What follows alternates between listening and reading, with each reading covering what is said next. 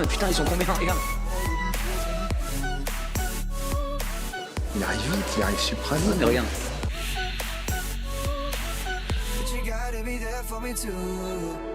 Carte, on te fait un bisou. Nous, on a une urgence en fait. On peut pas faire le truc, mais tu vas être canon. Cool. Puis il y aura plus de place dans l'avion et tout ça, on s'est dit, tu vois. Ouais, ça va être cool. Pour le son. Allez, et super. On a des émissions de Voilà. télé. Non, mais parce que pour l'urgence. Non, mais on n'a pas le temps. Ciao. D'accord. Les amis, je vous présente Fabien. C'est Fabien qui va s'occuper de votre formation. Hein. Alors, je vous mets à l'aise. Moi, j'ai déjà sauté en parachute. Ah. Et rassurez-vous, ça fait très peur. Mais heureusement, on vous a mis les meilleurs pour vous accompagner. On va monter dans un petit avion dans lequel on ne tient pas debout. Vous serez assis entre les jambes de votre moniteur. Vous serez équipé d'un harnais ici, c'est comme un sac à dos. Il faudra attraper les bretelles de votre harnais. Comme un écolier fier qui va à l'école comme ça. Tu parlais de la position de l'écolier comme ça parce que Cartman, il n'a pas eu la chance d'accéder à l'éducation nationale. J'ai déjà fait une randonnée. Il est jamais... Ah voilà, randonnée. Voilà, rando, t'as fait. Je parle mieux randonnée. Rando, j'ai fait. Bon, les premières secondes de la chute libre, on est à 200 km/h. Et ça dure 50 secondes. Justement, à ce propos, est-ce que quand on est un petit peu plus gros que les autres, on va plus vite?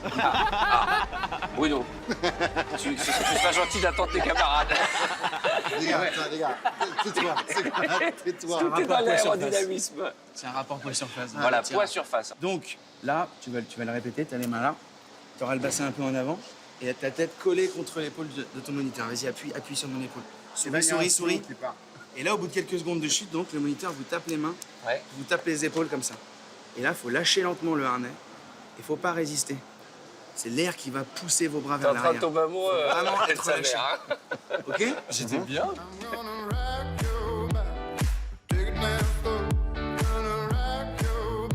Non, le brief est pas rassurant, mec. Non, le mec est pas rassurant. Le mec te dit que si tu fais pas ça, t'es mort. Si tu fais pas ça, t'es mort. Si tu fais pas ça, t'es mort. Non, franchement, je suis un peu stressé. Parce que t'es pas maître du truc, tu vois. J'ai quand même appelé ma femme juste pour lui dire que je l'aimais. Voilà. Regarde la tête des mecs qui arrivent. C'est anxiogène, tout est anxiogène. T'as vu la tienne? T'as vu comment il me répond, le mec? Regarde-moi ça. C'est plié n'importe comment. Vous n'avez pas parlé d'une maquette d'un avion? C'est ça. Ça, c'est une super maquette. Mais là, il y a tout de suite... on ne tient pas debout dans l'avion. Évidemment, on abordera toujours l'avion par l'arrière, quand l'avion va arriver. Parce qu'à l'avant, il y a une hélice qui tourne très vite.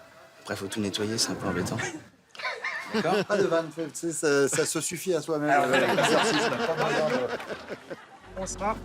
Vous serez assis comme ça, entre les jambes du moniteur. La porte est de ce côté-là.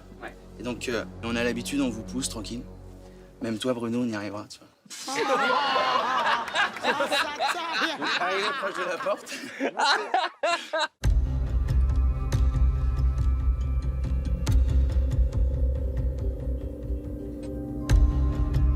On va décider de l'ordre de passage. D'accord. Je vous pose une question. Le premier qui perd, il saute en premier. D'accord. Donnez-moi des moyens de transport aérien. L'avion, le deltaplane, La montgolfière, L'hélicoptère. ULM, l'aile delta. Une aile delta, c'est un triangle et c'est pareil. Sinon, ça existe que sur Réfléchis. un alpha jet. Ok, c'est donc Bruno qui va monter en premier. Mais non! Ensuite, les moyens de transport aérien. le fly suit. Ça existe le fly suit. Le wingsuit. Alors la bonne nouvelle, c'est que c'est Cartman qui va sauter en deuxième. Et c'est toi qui sautes en dernier. La pire place. Ça va aller les gars, je vais me sauter moi aussi. T'as sauté. Mais en beau gosse. Ah ouais, avec toi.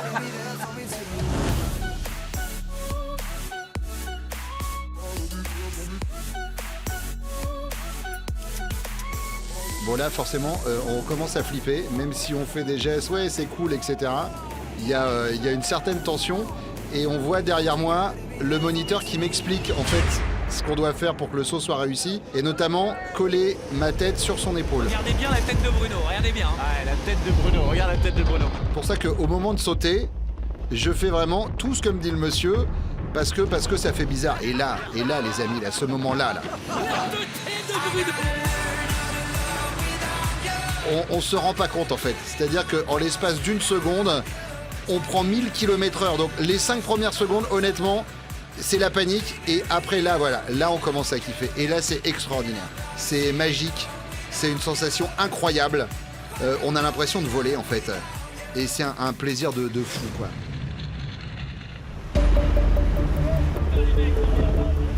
C'est la première fois de ma vie où je prends un avion et où je me dis tiens c'est marrant, je vais pas atterrir avec cet avion, je vais sauter par la porte dans le vide.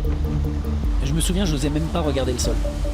Et bien sûr, au lieu de sauter normalement, le mec me fait faire une petite vrille.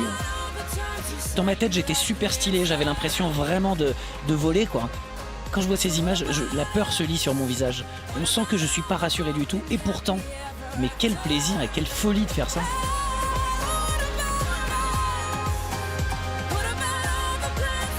Petite précision quand même, le type avec qui je saute, c'est celui qui a le plus de sauts au compteur, et c'est aussi le plus allumé, et de loin, hein, de toute l'équipe de moniteurs de parachute qu'on a rencontrés.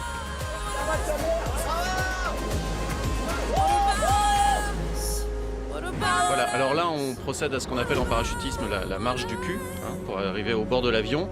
Et là il y a un mélange de stress et d'envie d'y aller. Et l'envie était 1% plus forte que le stress. Et là c'est quelque chose d'assez étonnant de voir à quel point le cerveau peut déconnecter pendant l'espace de 2-3 secondes. Quand on chute comme ça, le cerveau ne répond plus présent du tout. Et après, pendant la chute, c'est exceptionnel. Et je n'avais qu'une seule obsession pendant la chute, c'était d'avoir une belle position. Voilà, donc je faisais attention à mes jambes et tout ça, à ce que ce soit joli, d'avoir une plus belle position que mes camarades. Pour qu'on dise, waouh, il avait une plus belle position.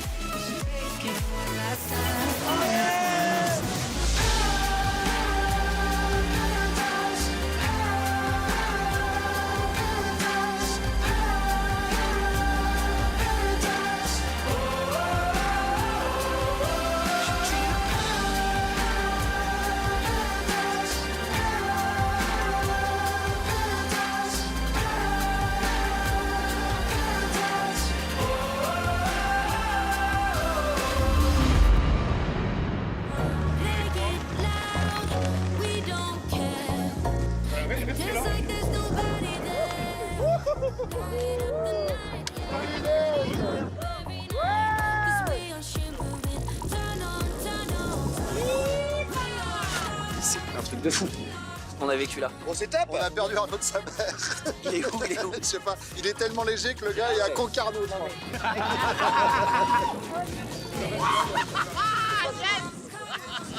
Debout. Allez,